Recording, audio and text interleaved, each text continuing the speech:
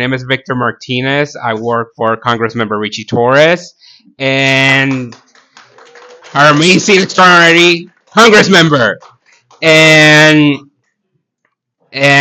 we usually have done like a couple of these like events with different federal agencies, and now today we are here with EPA and other like organizations to talk about the Inflation Reduction Act and the opportunities that they are available with this piece of legislation that was passed like 2 years ago. um, I'm going to introduce first our host, that is Dr. Gaffney. She's the I'm so sorry, Julie, Associate Vice President at Fordham University. So welcome, Julie.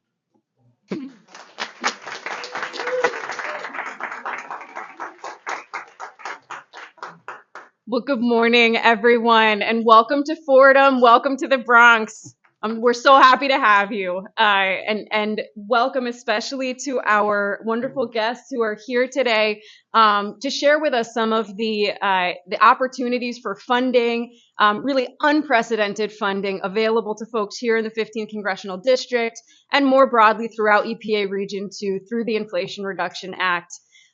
Thank you so much to Congressmember Richie Torres for bringing us all together today for this incredibly important conversation. It really is through his visionary leadership that we are here embracing our role as the epicenter of environmental justice in New York, right here in the Bronx. It has been, these last few years, the relationship has really guided us and so many of the friends that I see here today to take on these new opportunities and to make sure that we are taking advantage of all of the funding and all of the different kinds of programs that are coming through this incredibly impactful legislation. I want to welcome Elisa Arcaya, who is the EPA Deputy Regional Administrator for Region 2, to share a lot more about these opportunities with us. And also Julie Tai, President of the New York League of Conservation Voters, who's going to continue that conversation. So it's going to be a beautiful discussion. I'm so excited to get to know you and the different kinds of projects that you'll be working on. And without further ado, let me introduce Congressmember Richie Torres.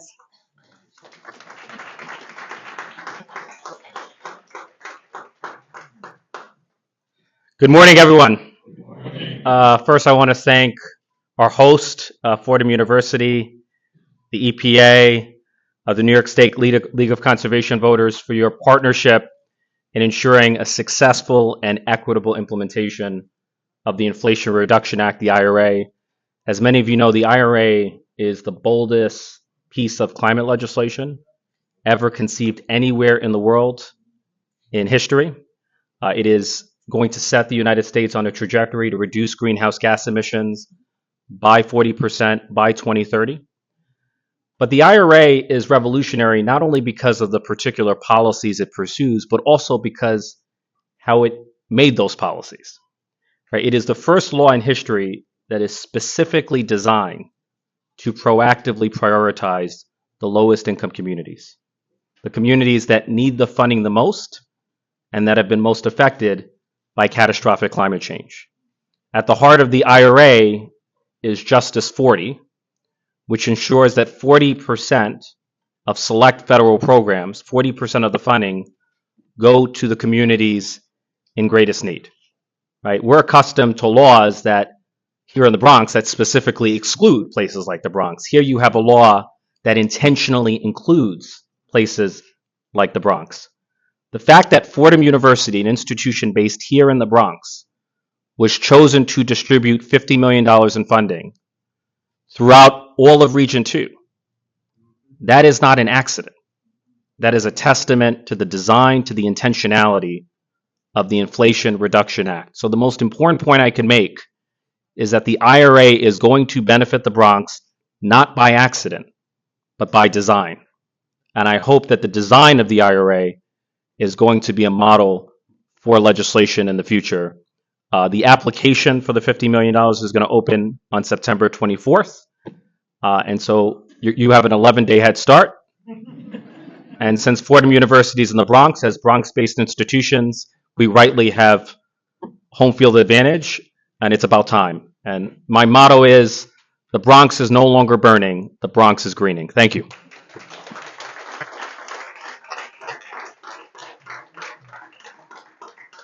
Thank you so much, Congressman, and my congressman and my boss as well. So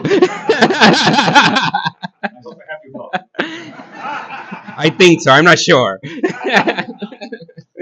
Now I'm going to introduce. So let me first give you an overview of what you're going to like hear about today. We are going to have three different presentations. One from EPA, one from the New York League of Conservation Voters, and one from Fordham University. The first one will be focused mostly like the community change grant and a mapping tool that EPA has related to learn about disadvantaged communities like across like the country. The second one it will be more focused on tax credits, incentives, and other like programs or initiatives that are part of the Inflation Reduction Act. And then the third one is the one that it's the grant making like funding that like Fordham University got received, and they will explain a little bit more details. And obviously, like they're now finally, I know that a lot of you have been waiting for this to actually start. So finally, they're going to be like given hopefully like the final details. Let's see, hopefully. So I'm going to start to introduce our amazing like deputy regional administrator for region EPA Region 2, Alisa Arcaya. So she's going to be presenting about community change grant and a little bit about herself and the work that EPA has been doing. That it's especially during this administration, they're doing like a lot of work. So come join us. Thank you.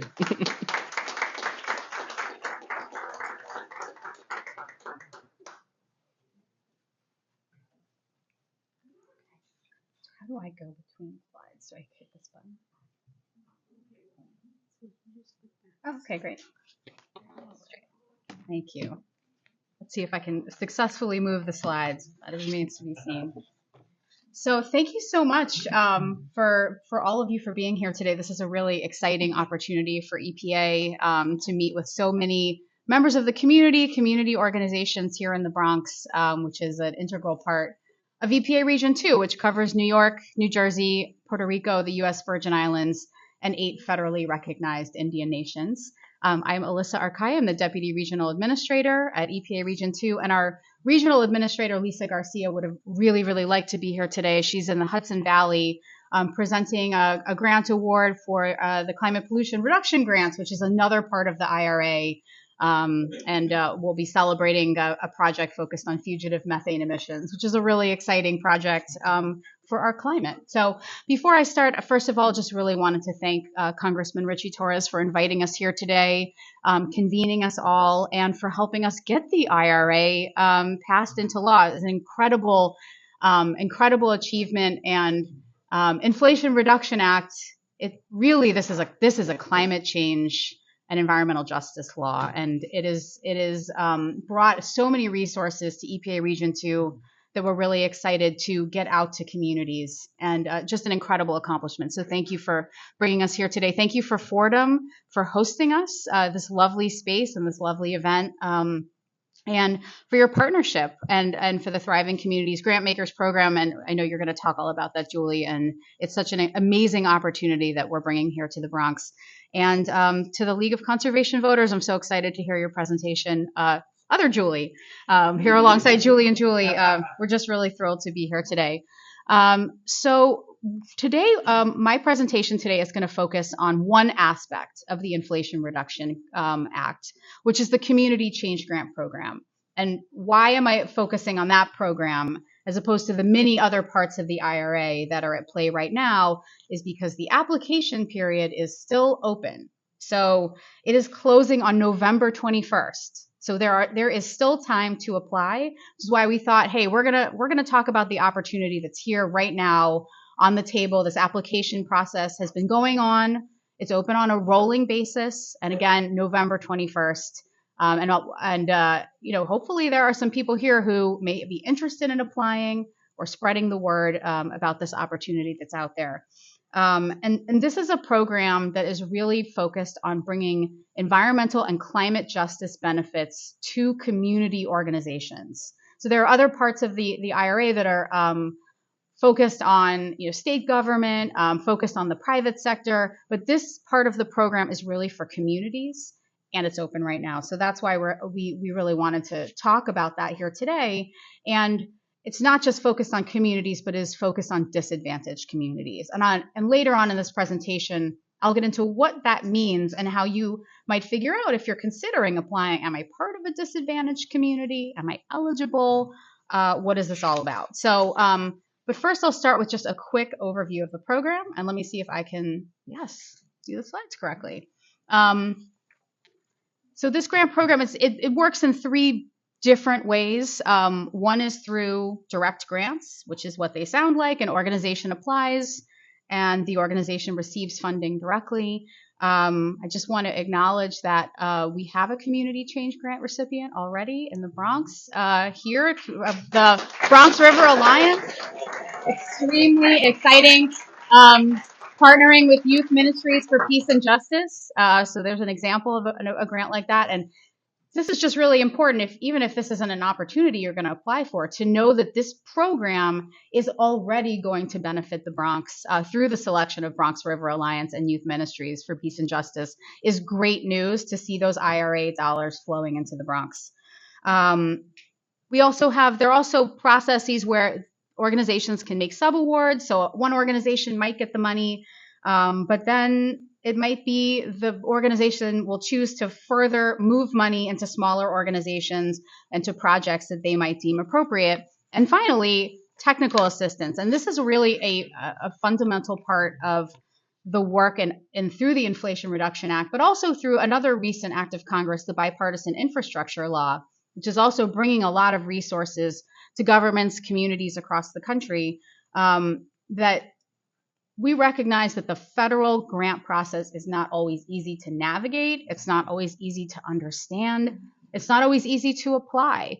And we have set up technical assistance centers in every region of the country whose job it is to help organizations figure out this process, which can be really difficult to navigate, organize project ideas, help with the application process.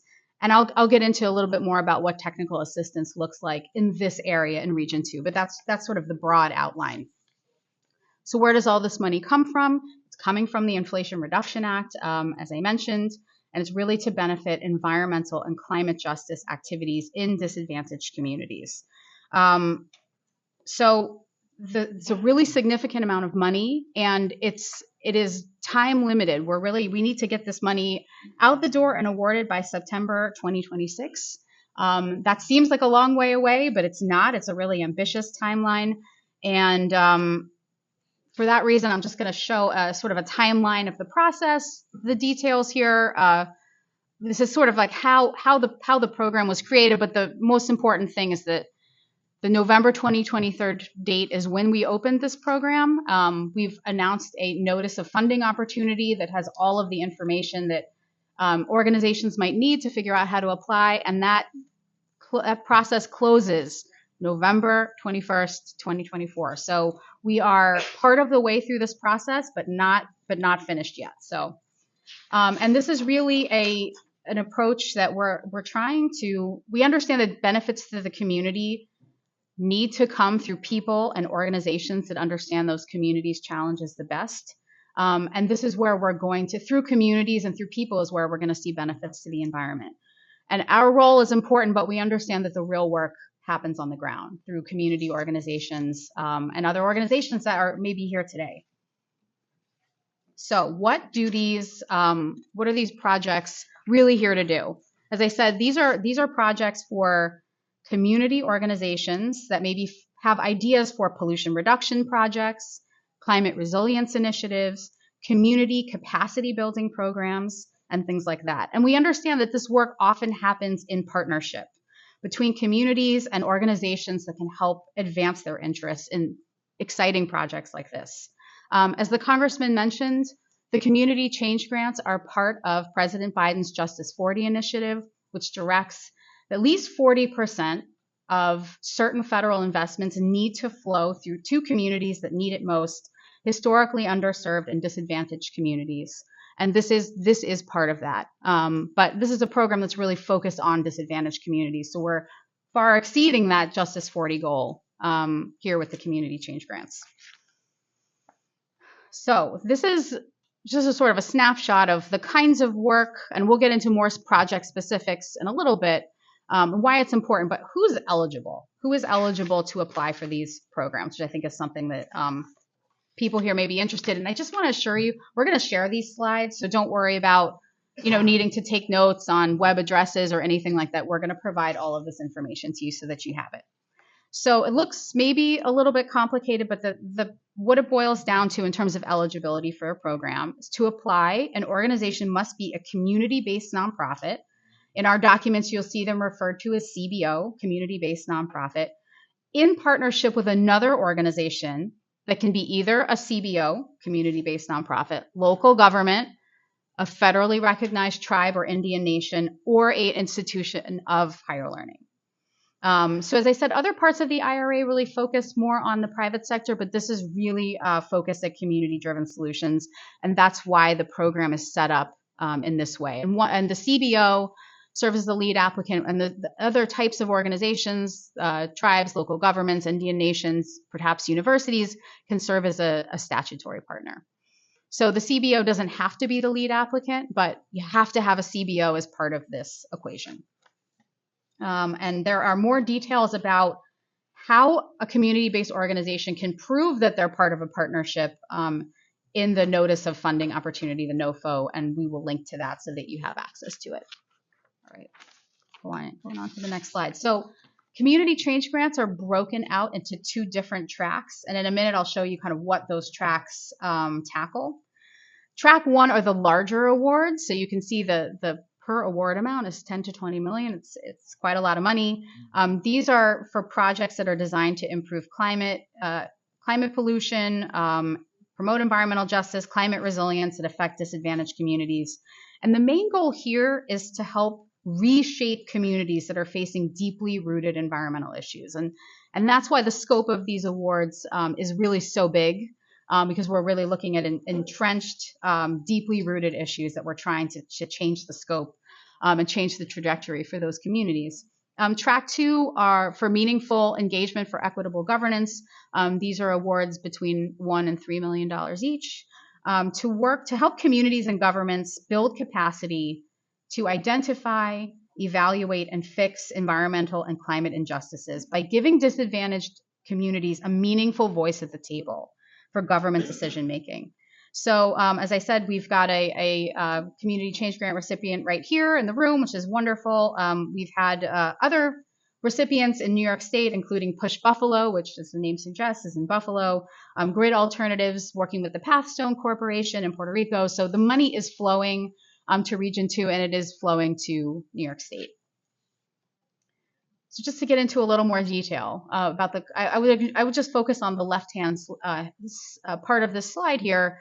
What are the types of projects that are eligible here? And you can see it here. I won't read the whole slide, but energy efficient and resilient housing, microgrid installation, community resilience hubs, green infrastructure, looking at indoor air quality and health, outdoor air quality and health. So these are the kinds of project types that we're looking to see for track one, which is, as I said, we're looking at changing the trajectory for communities with entrenched, deeply rooted issues. And for track two, we're looking at projects that can build the capacity of communities to address climate and environmental injustices and give disadvantaged communities a seat at the table to help them be part of decision-making processes. And over on the right-hand side of the slide, you can see some examples of the kinds of projects that are being funded under Track 2. So these are program and process activities that are designed to give communities a seat at the table. So as I said, and I've heard if you want to hit a message home, you need to say it 7 times. So I'm going to say it again. November 21st, 2024 is the end of the application period. And that's when applications close. As I said, it's a rolling application. So we do have organizations that have already been awarded. So we talked a little bit about eligibility in terms of what types of organizations are being targeted by this opportunity, community-based organizations and partners. But how do you know whether you're part of a disadvantaged community? And so I want to get into a little bit about the various mapping tools that EPA has available to help understand this. And then I'm going to give you the really simple answer to the question. But we've got a couple of tools that are online. The information will be in the presentation that we give you. But the community change grants and a lot of our IRA programs are focusing on a tool called the EJ Screen and Climate and Economic Justice Screening Tool. We call it CJEST. And this is one way that you can figure out your eligibility. And it's also a tool that you may need to work with if you actually are planning to accept an application. It pulls in data from an EPA developed tool that's been around for a long time called EJ Screen. If you've applied for federal grants before, it might be something that you're familiar with. And essentially the eligibility is pulled from both CJEST, but it can also be, you can also get determine whether you're eligible if you meet certain 90th percentile screening quotas and EJ Screen, or if it's a geographic area within tribal lands. But this is sort of all of the things that feed into what I wanted to show you, which is this EPA's IRA disadvantaged community map. This is like your one-stop shop if you want to figure out whether the organization that you might want to focus on for a project application is eligible or not. It's pretty easy to use. We will give you the web address for it, and it essentially, if you've ever used Google Maps, you can use this tool. You can scroll down and look block by block in a community to figure out whether this is a part of an eligible project area, and those areas are highlighted in orange. I was telling my EPA colleagues who are here today, Iris Crawford, who's our senior advisor on IRA and bipartisan infrastructure law, and Anna Drabeck, our congressional liaison. I was using it for my own neighborhood in Brooklyn, and the level of detail and accuracy, as somebody who knows my neighborhood, that this tool is able to get into, it's really exciting, and it's a really like detailed level of data. But those other tools that I just mentioned, EJ Screen, CJEST, are feeding into this. So it's an interesting tool to play around with, even if you're not looking to apply for a community change grant, but might want to understand, hey, I want to learn more about the areas in which my organization works. So technical assistance, this is another really important piece. As I said, technical assistance is baked into both the IRA and the bipartisan infrastructure law because we understand that federal grants, this is not an easy landscape to navigate. And so we've got TA. For the purposes of the community change grants, our technical assistance provider is an organization that many of you may know. It's called We Act for Environmental Justice. We actually have got 2 technical assistance providers here in Region 2, but our other technical assistance provider, Inter-American University, is located in Puerto Rico and focused on the Caribbean portion of our region, although they are available to help out, and they work in partnership with We Act. But We Act is really here to focus on our communities in New York and New Jersey. And their whole purpose is to help community organizations and other potential recipients navigate this whole process. So they are funded to operate as a technical assistance center until 2028, which is really exciting. They provide trainings, they can provide information resources, they can meet with your organization to determine the best plan of action for your project. And maybe it's not a community change grant, maybe it's something else that you maybe weren't aware of or didn't understand that you were eligible for. And We Act is really here to help walk you through that project. So just here on the slide, have some names of the staff members for We Act that are working most directly. If you see this acronym, the TICTAC, that is our technical, this is the acronym that we use for our technical assistance providers. And these are our contacts. But again, all of this is going to come to you with our presentation. But they provide assistance in a lot of different ways, but they will also work with you one-on-one to help you understand just what your options are in navigating all of this.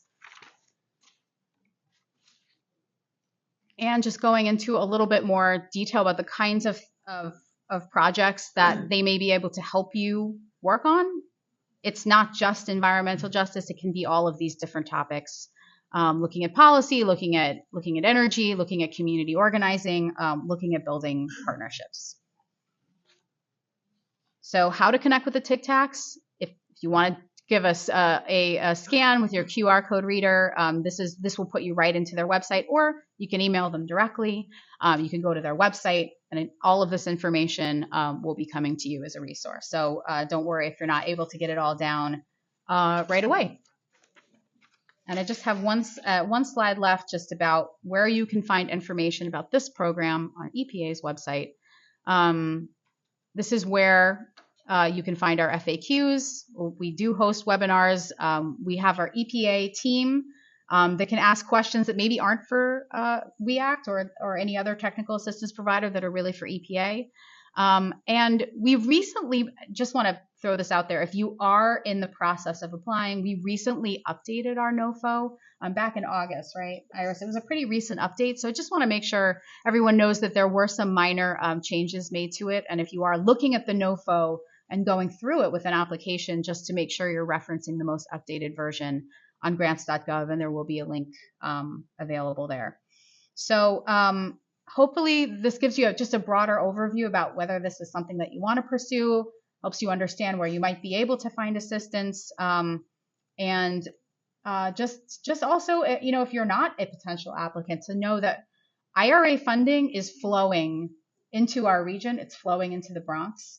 And as Congressman Torres said, it's about time. And so it's really wonderful. We're looking to see a lot of applications come in from entities with Region 2. And really hoping that if that's something that you want to do, that you take advantage of our technical assistance opportunities. So that said, I'm going to wrap up. I just wanted to, again, thank you all for being here today, for taking time out of what I'm sure are really busy schedules to be here to learn about this opportunity. Thanks again to my fellow panelists and to Fordham and the Congressman's office for inviting us here today. And that's what I got. Thank you, everybody.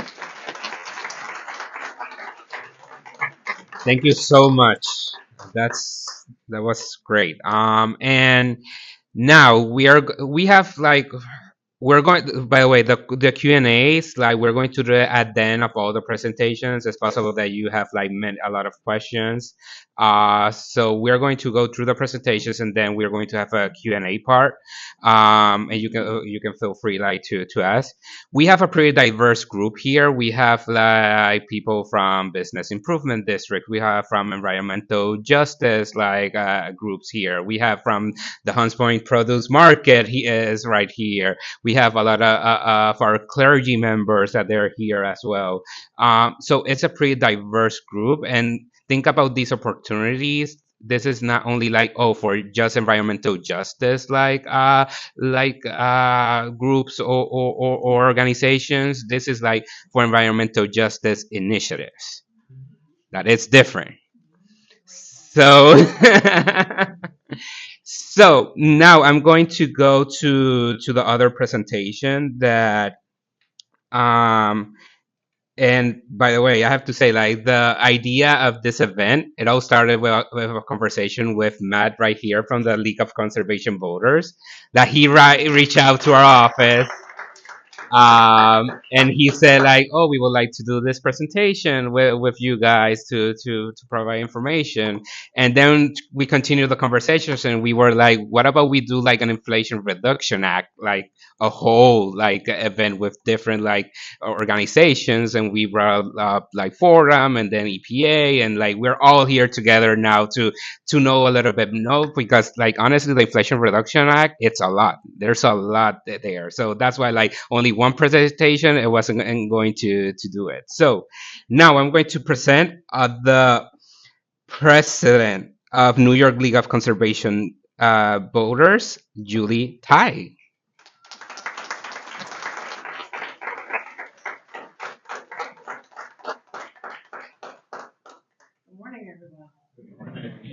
you? Good. It's good to be here in the Bronx. I'm going to be here again tomorrow afternoon. Slightly different part of the Bronx. Go Yankees. Uh, exactly. Still in the hunt. My name is Julie Ty, as Victor mentioned. I'm president of the New York League of Conservation Voters and the New York League of Conservation Voters Education Fund. We're really grateful for Congressman Torres for convening this important roundtable. You've been committed throughout your career in public service to fighting for the environment and environmental justice and bringing these issues up, and we appreciate that. Thanks again to Julie and to Fordham for hosting us here today, and particularly for it being a very lovely, beautiful fall day, almost fall. And to Elisa and the EPA for your leadership in administering these important programs. The Inflation Reduction Act, as the Congressman said, is really a historic and landmark piece of legislation. And it really is marking a turning point in our nation's commitment to a healthier and greener future.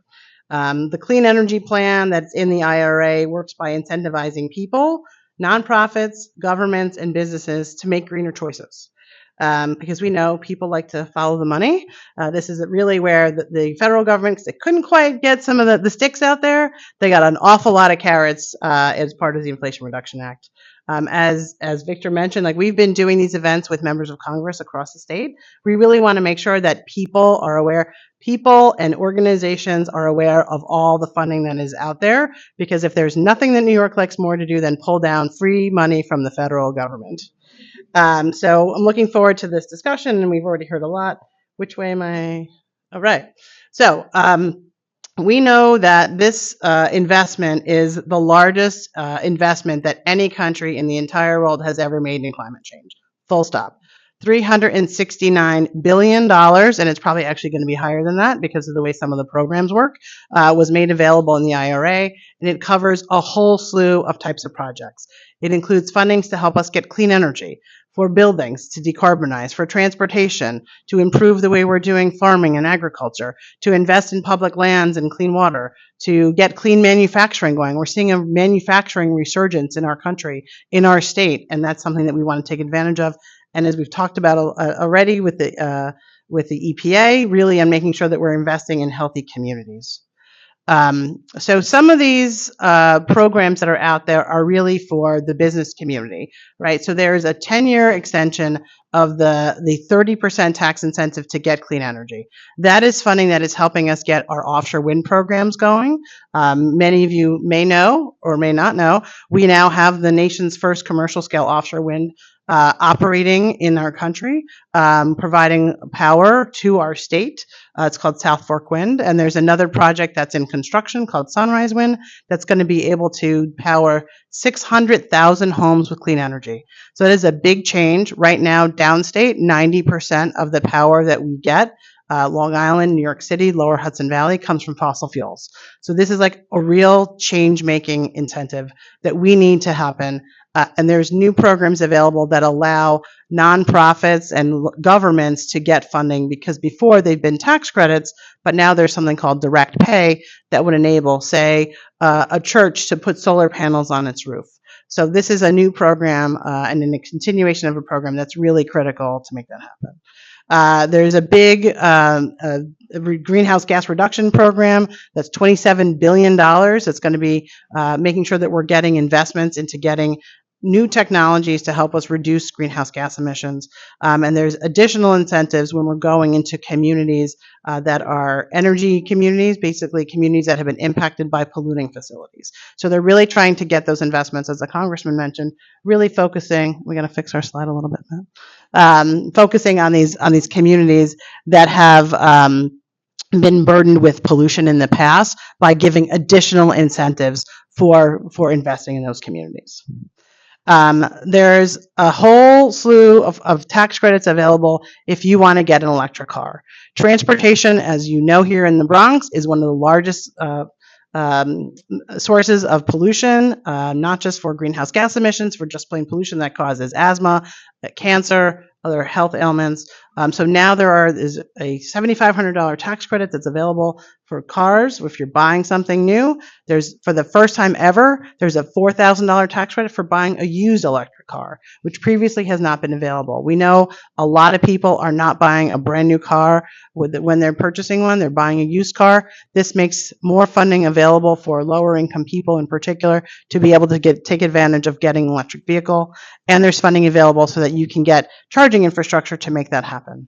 In addition, because again, the IRA isn't just about getting clean energy out there, it's about bringing manufacturing back to the United States. There's a $2 billion in grant available to convert manufacturing facilities so that they can produce electric vehicles or components of electric vehicles.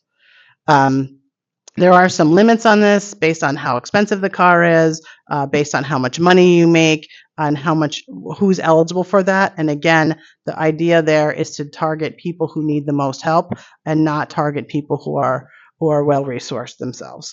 So there's some particulars on that. Interestingly, if you're going to lease a car, those income limits don't apply. So little technical oversight, but people can take advantage of that opportunity. On the used vehicle side, you can get up to $4,000 or 30% of the vehicle's value, whichever is lower. The car has to be worth less than $25,000 and it has to be at least 2 years old. We know that just this year, $1 billion has already gone out to people in America to purchase electric vehicles for 150,000 cars. So this is really making a change in how we're getting people transported, because again, this is one of the top sources of pollution out there. There's funding also available for medium and heavy duty vehicles.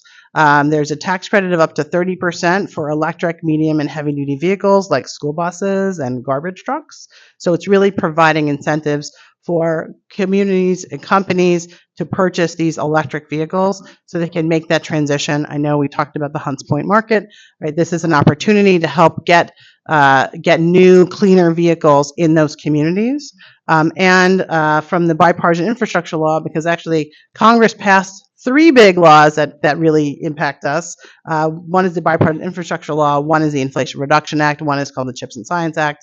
But the bipartisan infrastructure law included $2.5 billion for electric school buses, and the state of New York has already gotten funds from the first 2 rounds of grants that EPA is administering.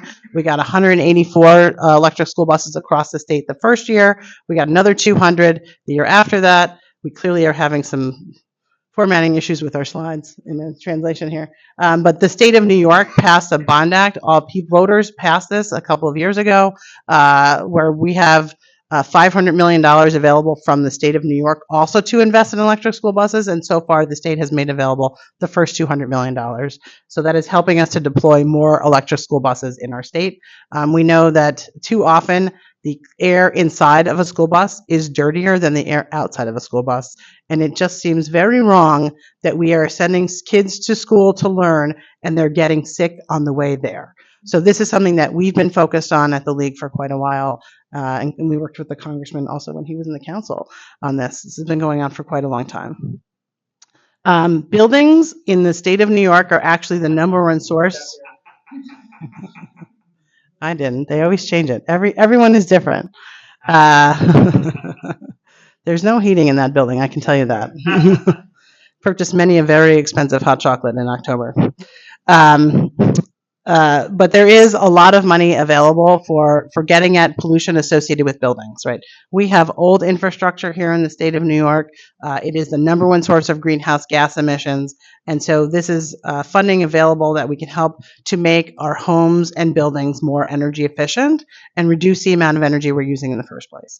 There is funding available explicitly for training for workers because we want to make sure that there is a just transition for workers as we're moving away from fossil fuel jobs towards clean energy jobs to make sure that we're not leaving people behind and we're getting people involved to be part of the solution. And I'm going to get into more detail, but there is nearly $9 billion available for home energy rebates to help people cut their energy costs. I'll get into more details in a minute on that front. This is really guided towards like individuals, but Rewiring America has created a calculator so that people can figure out how much money they might be eligible for under all of the programs in the Inflation Reduction Act. And you can go onto their website and you can put in whether you rent or own your where you live, what zip code you live in, who your electric utility is, what your household income is, and what your tax status is, and it will give you an estimate of how much money you could be eligible for under the Inflation Reduction Act. So using the local zip code here and a household income of $45,000, we would calculate that you would be eligible for up to $19,000 in incentives between upfront discounts, which are rebates that come right off the hood of a car, for example, or for a rebate for an appliance, tax credits of up to $5,200, as well as a savings in your electric bill, which I think is really what matters the most for people at the end of the day, is you want to make these changes and have a lower electric bill in the out years. There are two different types of programs. So one is tax credits. You have to owe taxes in order to get a tax credit. These are not refundable the way that they're written. So there is right now a tax credit available for cars. They are changing that so that it is happening right at the dealership rather than having to apply for it later. And then there are rebates, and rebates are something that happens instantaneously so that you, the consumer, don't have to go and pay for that. Tax credits that have been available for over a year right now cover a whole slew of different things. Battery storage for your building, geothermal heating installations, new electric vehicles, rooftop solar, heat pumps, air conditioners or heaters, heat pumps for hot water, weatherization, updating your electrical panels, because very often people have electrical panels that need to be upgraded in order for them to make their building more energy efficient or to add more electric load, as will be required for, say, an electric vehicle charger or for new heat pumps. So it's really looking at what's the infrastructure you need to put into a building in order to make it ready. We know that already, or in 2023, $8.4 billion of residential tax credits went out the door. And in the state of New York, we got $374 million, and I'm telling you, we can do better than that. So we have the opportunity to go and get more federal funding to help people make their homes more energy efficient and reduce the energy demand that they're using. NYSERDA is the state agency that is administering the rebate programs for us. And there are two different programs. One is called HERE and one is called HER, which is very funny. It's very funny acronyms, right? But the home efficiency rebates program is HER, and that the state has gotten $159 million for that program. And then the high efficiency electric home rebate program, or the home electrification and appliance rebate program, or HERE program, we've gotten, again, just about $159 billion. So we have about $317 million available for these rebate programs that are going to be available through the end of 2031. So it's a number of years that these programs are going to spend down over. This is a little chart that NYSERDA has put together that shows you how much money you could be eligible for heat pumps, for a new electric cooking appliances, for a new electric clothes dryer. I think a lot of people don't know that a lot of clothes dryers are run by gas. Upgrading your wiring or your electrical service, doing insulation and air sealing and ventilation. So you can get up to $14,000 in rebates. It depends on how much money you make. Again, geared towards lower income people. So if you're less than the area median income, and it is very specific to your locality so that you're not comparing Upper East Side of Manhattan with South Bronx as far as how much money people make. But if you're getting under 80%, a lot of this, you can get the entire cost covered. Right? So you don't have to shell money out. It's something that can come to you. Those are people who need the money the most. If you're in a slightly higher bracket, if you're between 80 and 150% of that area median income, you can get up to 50% of the funds available. There is availability for multifamily buildings. So we know a lot of people live in multifamily buildings. They do have to have a number of people in the building who are income eligible for them to qualify. And there is funding for installers, because we want to make sure that the business community that's doing the work has the incentives to go there. Because right now, if your hot water heater breaks down, your contractor is going to come in and they're going to say, oh, hey, we're going to replace this in kind. And they're going to give you the same exact one. We want them to have an incentive to say, we could replace it in kind, or we can give you something that's more energy efficient and electric so that you're making that other decision. So they're trying to encourage that. This is happening through a NYSERDA program called Empower Plus. The application is available now. You can get a no-cost home energy assessment, so you can figure out what in your house needs to be replaced or how cost effective it is to make various upgrades. They can help you to install improvements directly, what makes most sense, and that's available at this QR code. And again, I think we're also making our slides available. This is just a depiction of like what it is that could be eligible within a home for tax credits and rebates right now. I think sometimes people are more visual. There's a lot of charts. There's a lot of different grant programs that are out there right now. And so we want to make sure that people have the opportunity to find out about it. And there are some things that are specific for renters, obviously electric cars. You can sign up for community solar, and that can help with getting IRA tax credits. And you should really be, if people who are renters, we have to work with building owners and management to help take advantage of the IRA tax credits and the rebates that are out there. This is where projects have been spent. This is not for like individuals, but overall, we can see, as Alyssa pointed out, money is flowing, right? There are projects happening all over this country that are being invested in from the Inflation Reduction Act and from the Bipartisan Infrastructure Law. The Bipartisan Infrastructure Law was passed a little bit earlier, so that's why more of the money has gone out. But this is all starting to flow. We've gotten, over $1 billion in grants already in the state of New York, 194 projects. We know that there's a lot more out there and a lot more will be coming. It does take time to get these programs up and running. So we're excited to see where all the funds go and waiting to see what happens next. We have tried to make this a little bit more user-friendly for people, and we've created a consumer guide that can help people understand what's available and how to get more information. We have this in both English and Spanish, so it is something that we're making available on our website. So I've had a lot to say. I'm going to end there. Thank you.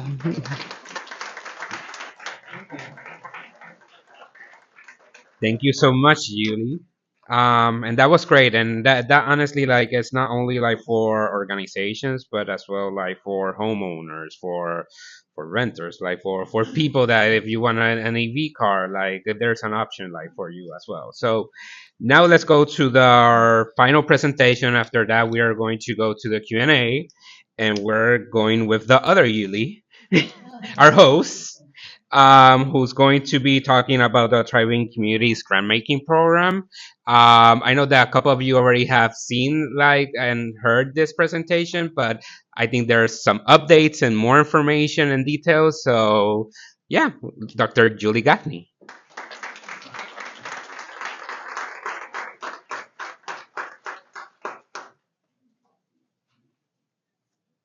Great. Well, good morning again, everyone. And Victor, you took the words out of my mouth. I was actually going to start by saying that I know many folks in here have seen this presentation or are familiar with some of this information.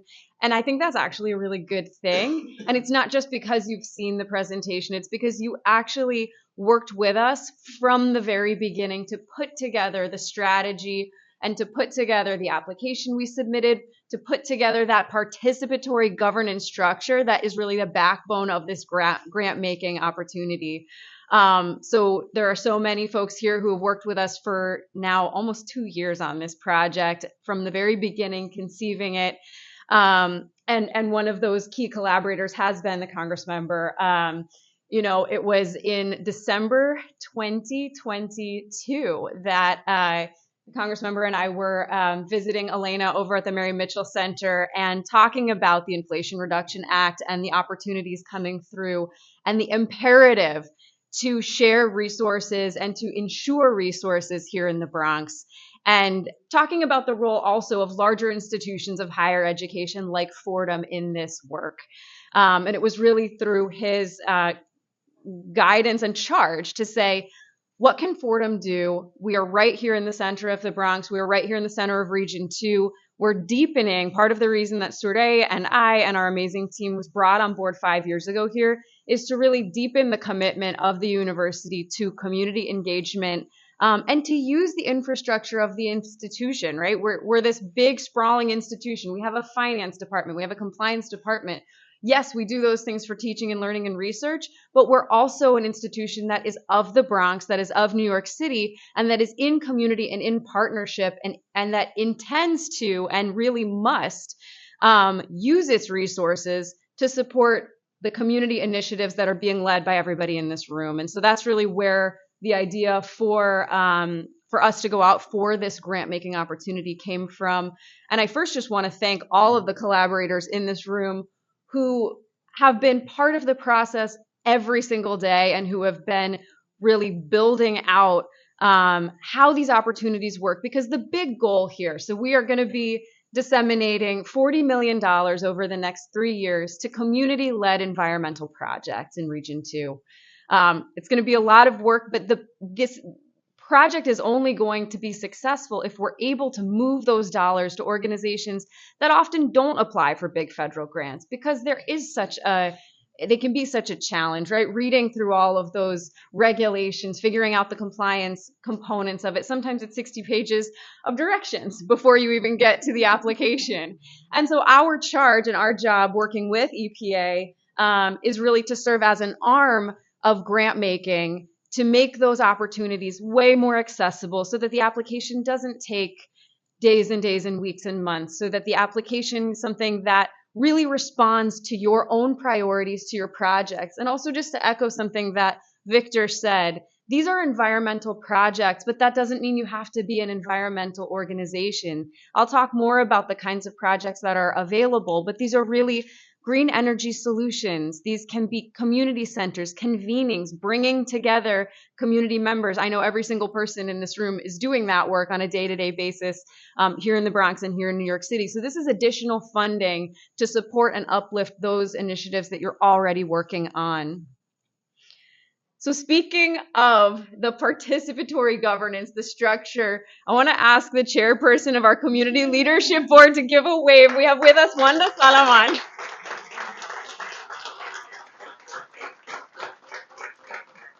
Who you all know and who is a true community leader here in the Bronx and has been for decades. We're so grateful to work with you, Wanda, and to leverage your expertise. So Wanda is going to be chairing the board that makes the determinations about where funding goes. That board brings together community leaders, environmental justice organizers, advocates, experts from throughout Region 2 to make sure that this money that is flowing through at an unprecedented level is really going to make the most community impact possible. So what are the grant projects? There are 4 different opportunities for funding. There are $75,000 awards that are non-competitive, meaning you don't have to submit an application for these awards. So that's exciting. It's a short nomination form. You can nominate your own organization. You could nominate an organization that you work with. These awards are really intended for organizations that have smaller annual operating budgets, that are looking for funding and that don't have as many compliance requirements. You don't have to submit quarterly budget reports with these awards. They're a lot easier to receive and they're a lot easier to spend. So they're to provide capacity to organizations, to communities, to groups that are taking on the essential frontline environmental work in their particular community. Any organization or individual can nominate, and while Wanda's board will ultimately make determinations on the funding, there is a participatory element to the selection of these awards because we want to ensure that the awards are going to the organizations and the entities that are doing the most in their home communities. And so we do have, similar to participatory budgeting, we have a participatory system where you can vote for the project that you feel is going to be most impactful in your community. And that will be taken into account as we make those funding selections.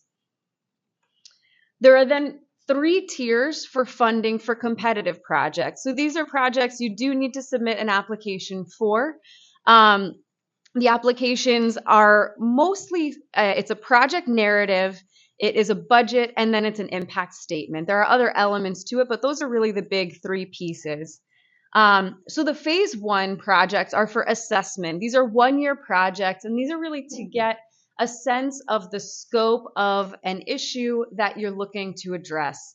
So this could be something here in the Bronx. We are working consistently around air quality and asthma. If you wanted to take on an air quality monitoring project, you might apply for a tier one funding opportunity, or looking at the extent of water contamination, which we know is a real area of focus in Puerto Rico. We have a lot of organizations down there looking at that work. Monitoring, surveys and studies. If you need to do a needs assessment of a particular area to start thinking about a job training program or an education pipeline, but you need to get that information first. This is the bucket of funding that will do that. Public education programs and so on. And I should say, by the way, this is not an exhaustive list, right, of initiatives. We're just trying to give an idea of some of the kinds of projects, but you all will have many other projects that are eligible for funding. The second tier of funding, this is the $250,000 awards. These are for planning projects. So this is a project for which you do have a sense of the scope of the issue. You have taken a look at some of that information or data. You've been building coalition and community. And now you want to take that project to the next step. So you're going to do some intensive planning over 1 or 2 years. You might do some training activities or community building initiatives, public outreach projects, some kind of coordination campaign with community stakeholders. Something really interesting about both this tier and the last tier, the 350, is that you can use this funding up to 50% of an award for land acquisition. You can use this award for some kinds of capital projects, for purchasing different kinds of equipment that are needed for the work that you're doing. So finally, the $350,000, these are really shovel-ready projects, whether or not they're physical projects. These are 2-year projects for which you've already built community or coalition, you have the data, and now you're really ready to implement the project. So this could be anything from construction, cleanup projects, implementation of a workforce or a training initiative, of an education pipeline program in environmental justice, a public health initiative in environmental justice. So again, really not exhaustive, but these are the different tiers, and those tiers are in some way, right? I don't want you to be concerned if you have a data analysis project that's going to need more than $150,000. There may be ways for us to have those conversations.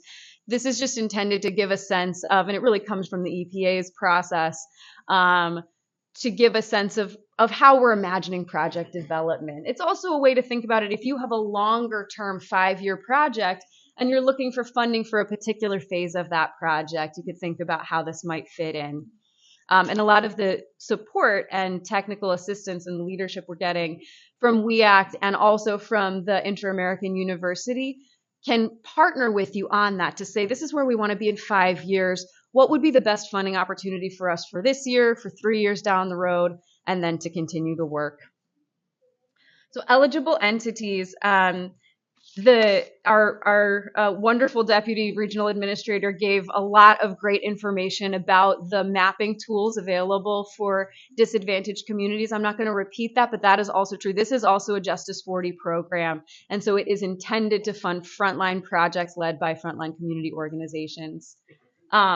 So eligible entities, nonprofit organizations and CBOs, civic and philanthropic organizations, C3s and C4s, the 8 federally recognized Indian nations in Region 2, tribal governments, Native American organizations, local governments and municipalities are eligible as well, and institutions of higher education. And applications can be done in collaboration or in partnership. So a lot of those kinds of pairings that the Community Change Grants offers, those are also, they're not required, but those are also available if you're interested in an air quality monitoring project and you want to bring along a community college as a statutory partner, right, to get some citizen science going, that would work really well for one of these projects. So we talked a little bit about this, but just to take one more look at some of the kinds of potential projects: workforce, job training, student success programs. So looking at maybe where students in STEM can lean into environmental justice and sustainability, public and environmental health. We know here in Region 2, a special emphasis on air quality, capacity building, especially for grassroots orgs, projects that promote affordable and sustainable housing, food security, justice, financial security. So it's really an intersectional project. I know this conversation builds on several that we've had over the last 12 months or so here at Fordham. I know a lot of folks were here for the Urban Agriculture Roundtable back in February. And then I remember it very clearly because it was the Orange Sky Day when we were back in this room talking about decarbonizing healthcare here in the Bronx. So a lot of the kinds of projects that we talked about or initiatives that we talked about in those settings, this is where you can locate funding for some of them. Community access and revitalization of green spaces. I know we have some amazing organizations here that do that work every day and that are already receiving IRA funding for it. This is another source.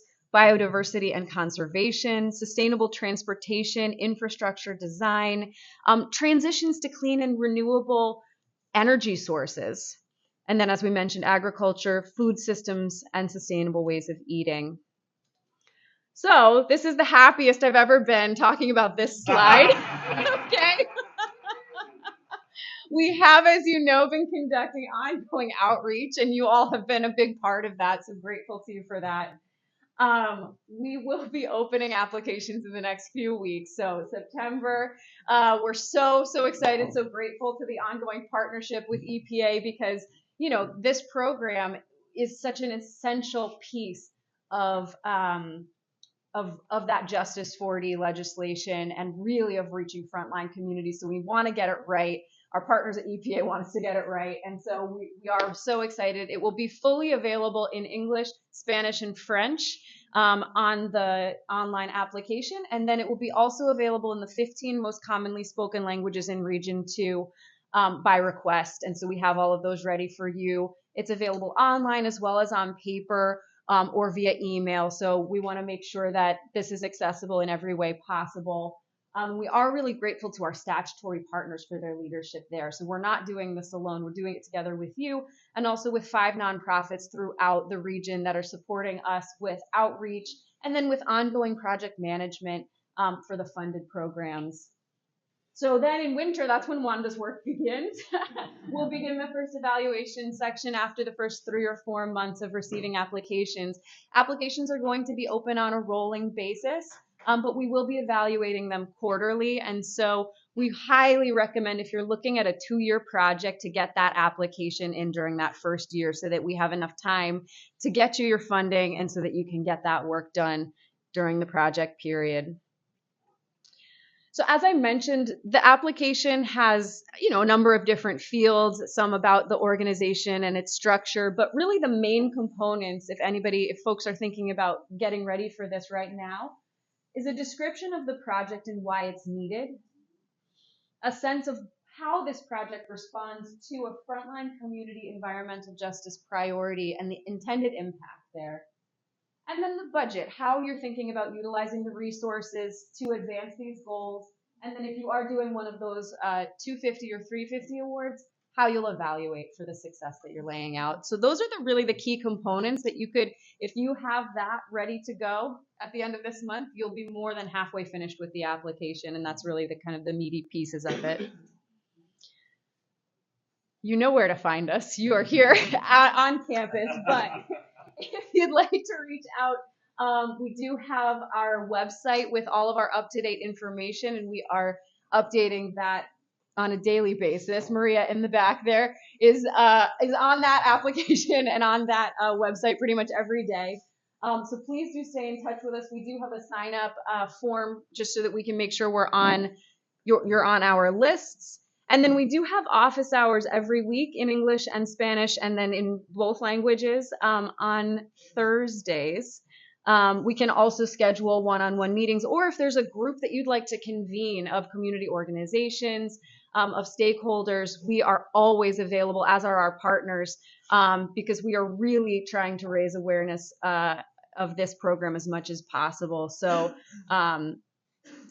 thank you very much once again to the Congressmember and to his team. Thank you to my other panelists. And then I did want to just mention we have a giveaway for you. We were lucky enough to have Ayanna Elizabeth Johnson on campus back in April for our Climate Justice Summit here. So not that we all need more reading, but her new book just came out, and we were fortunate enough to receive a number of copies of it that we'd like to share with you. I'm excited to read it. And it may give some inspiration for some of the kinds of work that we want to get done over these next 3 years with this project. So thank you. Perfect. Thank you so much, Julie. So now let's go to questions. And so I'm not sure, like there was a couple of people when one that came into the room that I said like you have to watch her because she's the person with the money.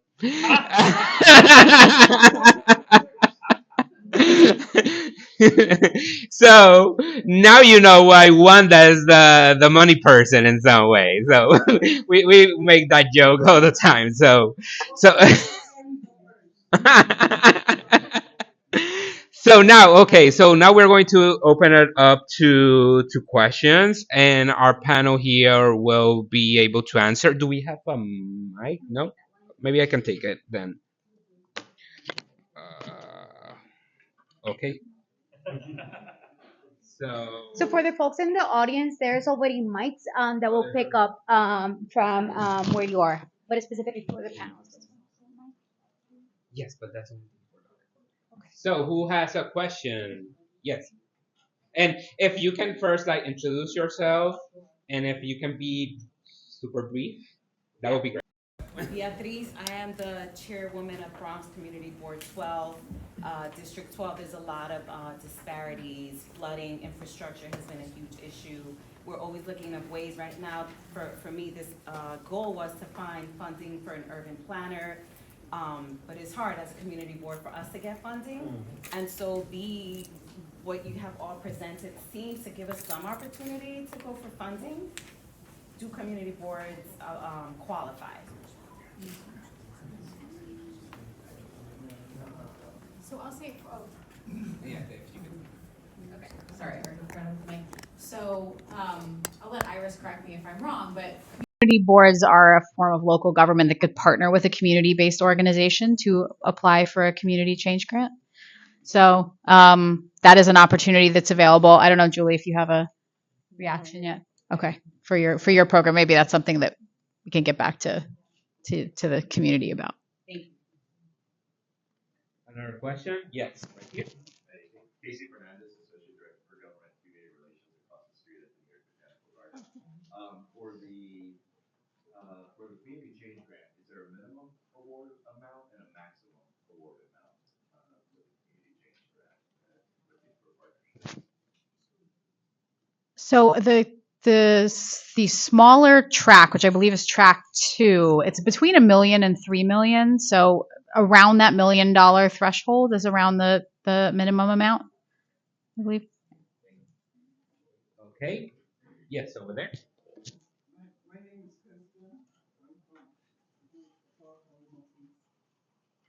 I have a question. I think it's to the EPA and the definition of low income and underserved community. Is it based on the land census?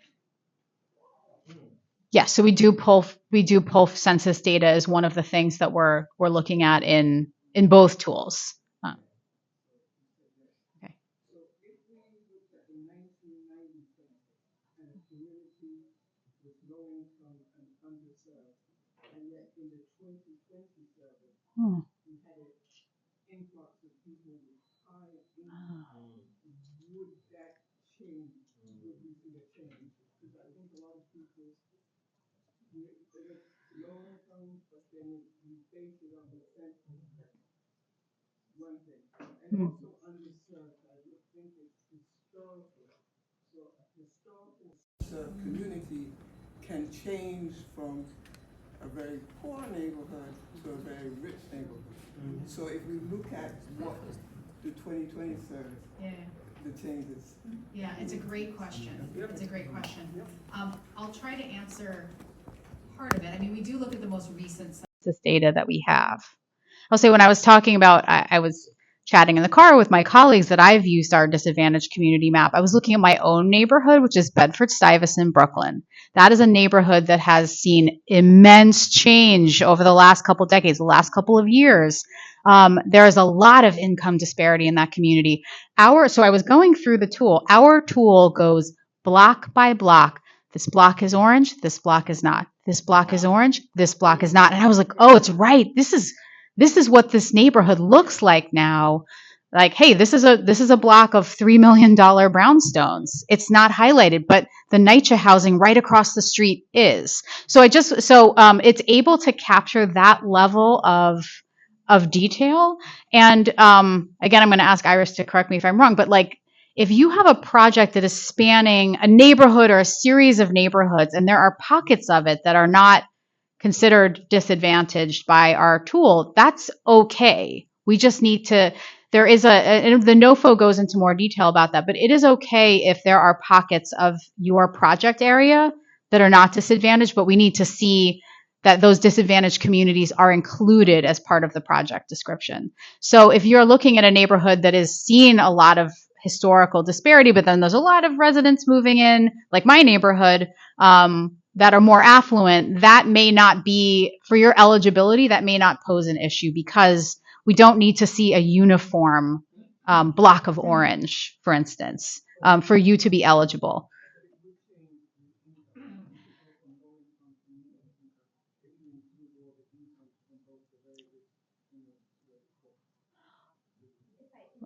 Please, Iris. So for example, like within this neighborhood, Bed-Stuy, and let's say you want to put a bike path from Bed-Stuy. Sorry. Thank you.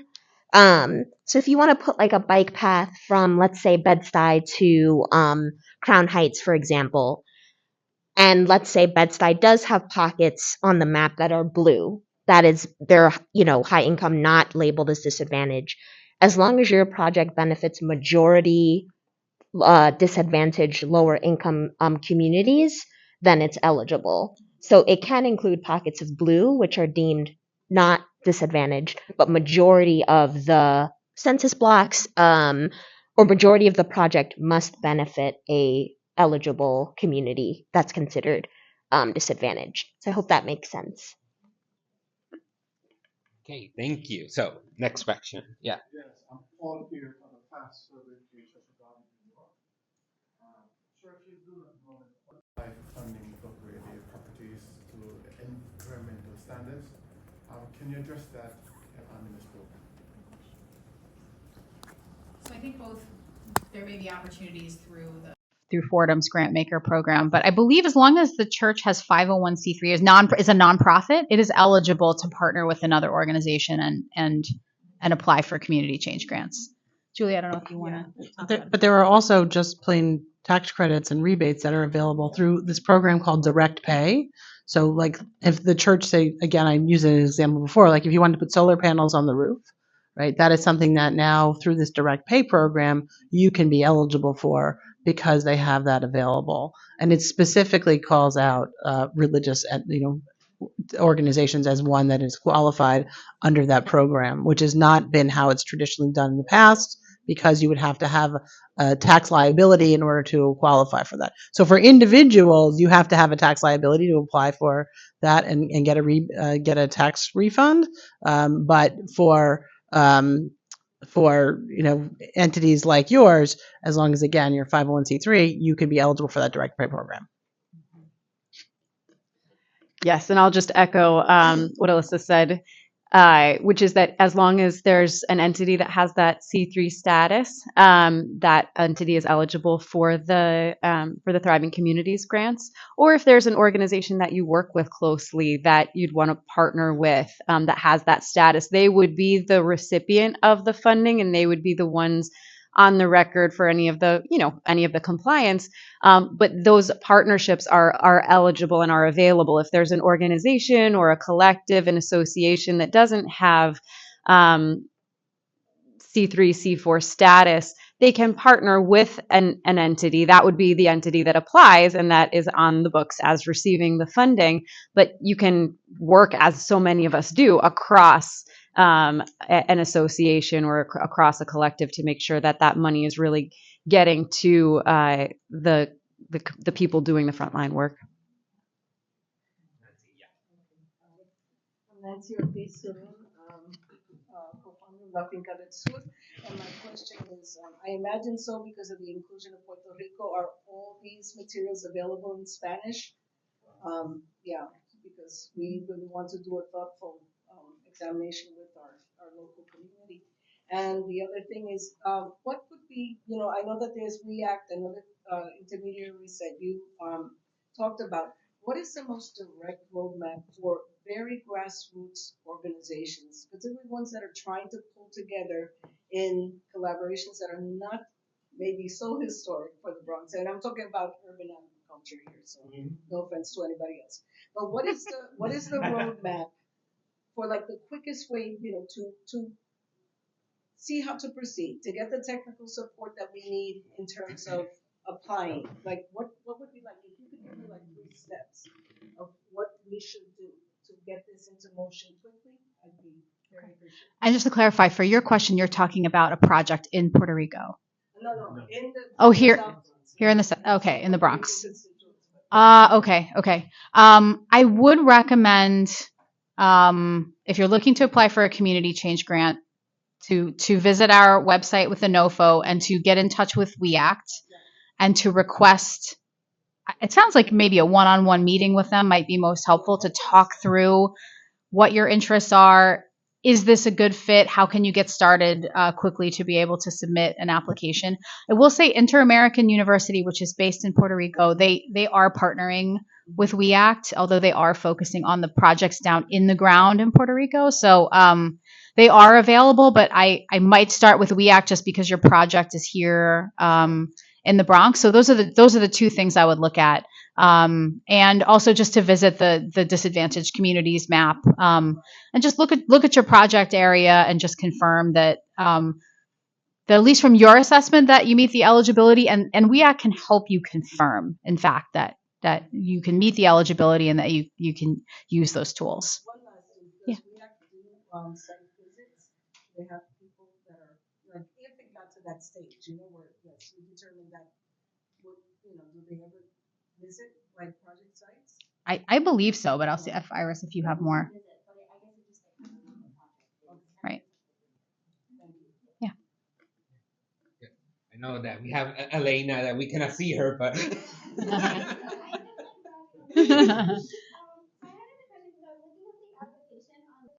the climate action one, and it says discretionary. So does that mean that it's reimbursed? Because when I went to look in the questions, it talks about like drawing down the funds. But is it that it has to be spent first and then get the money back? Because that's very hard for nonprofits. For small. Yes. You're talking about the community change grants. Yeah. Whether the community needs to spend down the funding before receiving the award. That's your question. Yeah, like is it reimbursement? Because on here it says discretionary. I don't believe so. No, it's a direct grant. It's a direct grant. Okay, because online it says discretionary, and I was like, ooh, that's weird. Okay, so it'll be that we'll show like what we're doing, and we'll be able to draw it down and then do the work, not have to spend the money first and get that back. It's not so. Okay, got it. Thank you. perfect. Yes. Next, we have over here. Yes. My name is Javier Castaño. I'm the director of a media outlet in Queens. But don't worry, last night I received the visa to cross the border, and I paid my toll. So my question will be, how this is a lot of money, and a lot of people and community-based organizations can benefit from that. Yes. What kind of outreach are you doing for people to know about this and they can apply? Because there is maybe in Corona, Queens, full of new immigrants who only speak Spanish can know about this. So I'll say for the community change grants, which is different than the Thriving Communities Grant Makers program, because we're focused on organizations that are either, a community-based organization with nonprofit status or a local government. We've been doing outreach in different ways. Certainly participating in events like this. We've done some IRA roadshows around New York State, trying to get the word out through social media, through press releases, through other events. Our Tic Tacs, We Act, Inter-American are also doing direct outreach themselves, our headquarters offices. So we're really trying to get the word out. I mean, in terms of like sort of new immigrant communities, I think like maybe that, Julie, your program is a maybe better fit, and this program is just launching. So our community change grants were most of the way through a 1-year process. The program that Fordham's managing is getting off the ground now, so this may be a great time to pass the mic. No, it's a great question, and it's incredibly important. So this is one of the big roles. Can folks see me? I'll stand. This is one of the primary roles for our statutory partners. So we're partnering with 5 organizations here in New York with New York Immigration Coalition, which is an umbrella organization that has over 200 members and that has offices throughout the state. In New Jersey, the New Jersey Alliance for Immigrant Justice, which similarly is an umbrella organization that has a reach throughout the state. In Puerto Rico, we're working with Comprometidos, which is an org that's been doing economic development, relief, recovery, grant making, and really community development work on the island for over a decade. In the U.S. Virgin Islands, we're working with the Community Foundation of the Virgin Islands, which basically supports all of the nonprofits in the U.S. Virgin Islands. They have a listserv that you can kind of hit and reach most of the orgs immediately. And then here in New York, we are also partnering with BICNY. I don't think we have Raphael with us today, but they're really experts on post awards. So they're going to be the ones who will be able to support organizations once they're funded with a lot of the compliance. So all of those entities alongside Fordham are going to be doing ongoing outreach, application workshops. We're working hand in hand with We Act and with the Inter-American University as well. Where we can really support is with specific questions about the application, about who is eligible, sharing the information that we shared today as widely as possible. The technical assistance hubs can provide qualitative support. What kinds of projects would be best for this funding? How to structure a pathway to support a project? The kind of that kind of support that we as the grant maker can't provide because we're making the funding determinations.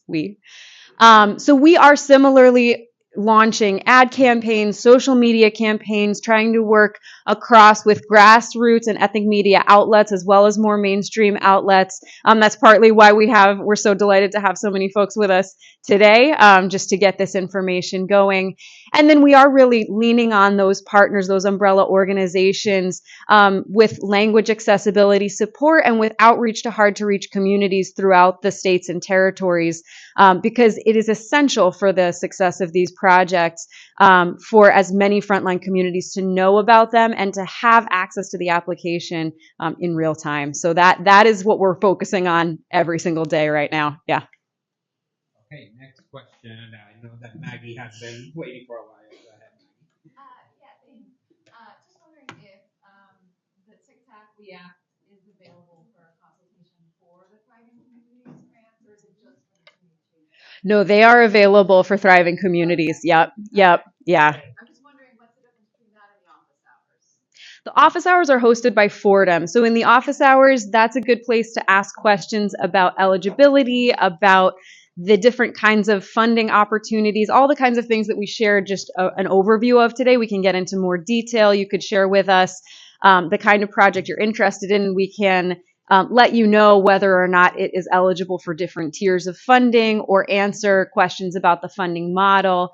Then with the Tic Tac, what you can do is really workshop your project idea, get it into shape for the application, that kind of support, if that makes sense. Yeah. And if I may add, Julie, and so specifically office hours are going to shift a little, because obviously our relationship with the EPA, now we formally have a contract So of course, we're talking about a very aspirational kind of office hours with the intention of talking about the statutory partners, their roles, the community leadership board, and specifically the information that we had at the time from the EPA in terms of the different projects. But now we should have more information that is more substantial for people to be able to actually come out with enough information Yeah. to come out like with specific our project.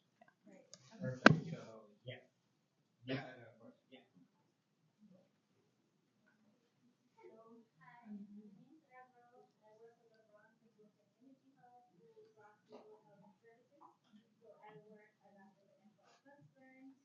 Actually, in a lot of that means some of that money already for 1 to 4 family homes. So the barrier I've been having is most yeah. Because there's not enough information out there. I try to go on an outreach, I go out, meet people, get in touch with them, making sure you're not scamming me. So how are we planning so that it is more, available to persons that to keep all the scams that are out there that are, barring them from actually getting involved in these programs? And also with the community program that we mentioned, I have a lot of persons that are probably interested, but like there's not enough space or bridge, or there's actually a company that's trying to work with us, and there's a barrier of how they get on, because they're actually building a bridge or a community farm for the Bronx residents.